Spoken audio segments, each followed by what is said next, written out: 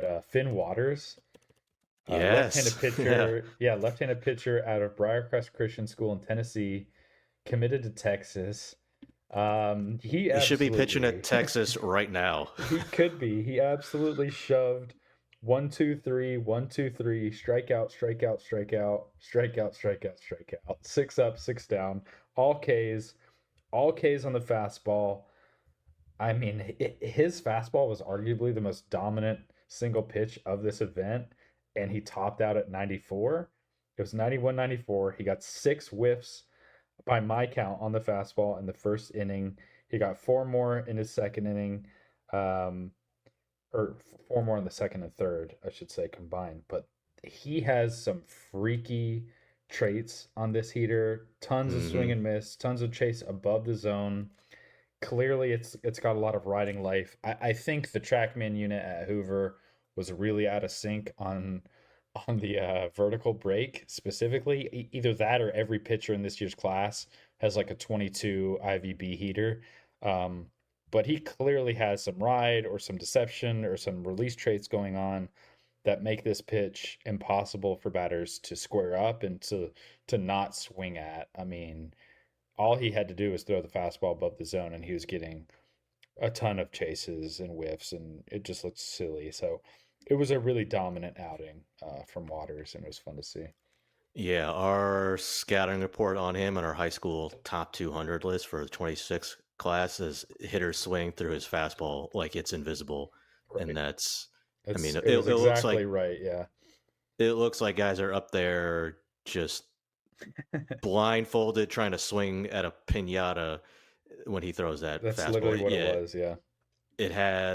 it just has so I mean, whatever the TrackMan unit says there, maybe it was broken or miscalibrated that day, but it's enormous carry Yeah, there was no up in the doubt. Like there zone. were a lot of guys where I would see the IVB numbers and I would be like, I don't really trust that one. But for him, it was like 22 to 24 consistently. And like if it is in that range, it wouldn't shock me at all. Whatever the number I'm is, it plays. fascinating. I'm fascinated to see what happens with him because I think he could go if Texas put him in their bullpen, t- not to say tomorrow, but next spring. I think he'd be I think he'd be a really good reliever right away. Yeah. And if he gets to campus, that's going to be a great get for Texas because I think that's somebody you can plug in from Mhm. day one. Whether it's at a starting role or a bullpen role, it's not easy to start in the SEC as a freshman.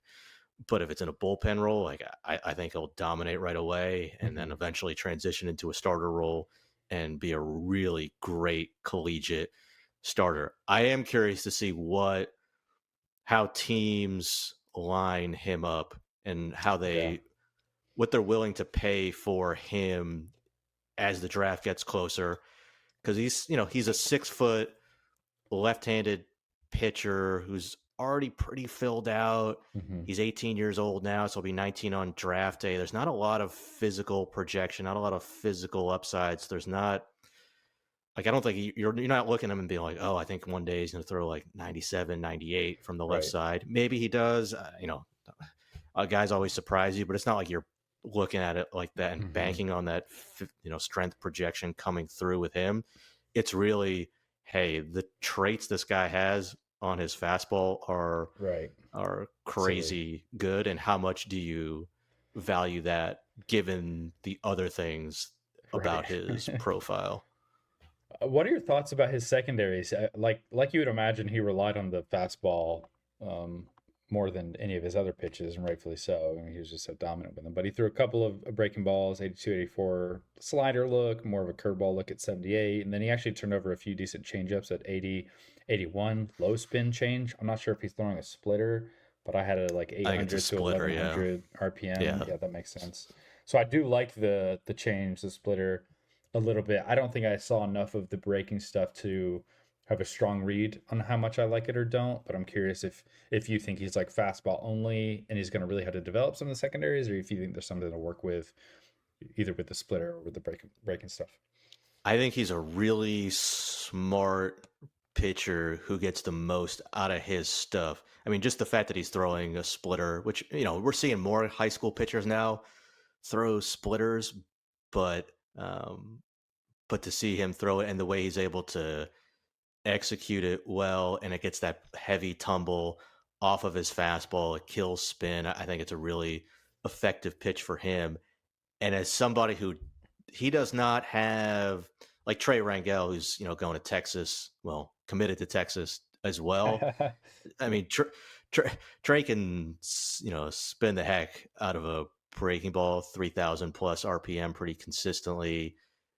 Waters' slider is more of a lower spin pitch, but he has really good feel for being able to execute it. It's not like standout spin or live. It's kind of a shorter breaking ball, but I think he executes it pretty well. Hmm. More kind of like Travis Sakura never threw a.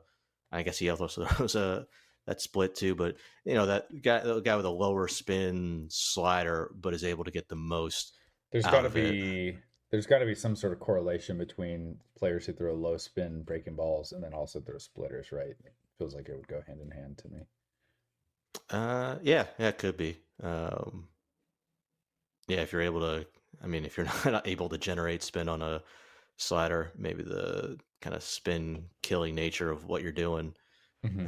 can Lends translate itself well to a split, yeah. Turning over a to a change. splitter. But it plays really well because that fastball just seems like it's. I think Peter uses the skee ball effect Hmm. term. It kind of just flies up above barrels, and then you got to be ready Yep. for that pitch, and then he drops that splitter on you, and it's going the opposite direction and Hmm. gives you that slider for another look. So I'm glad you brought him up because he's one of the most fascinating guys in this Yep. class. It's not your typical look for like physically for a high school pitcher that's going to get a lot of Right.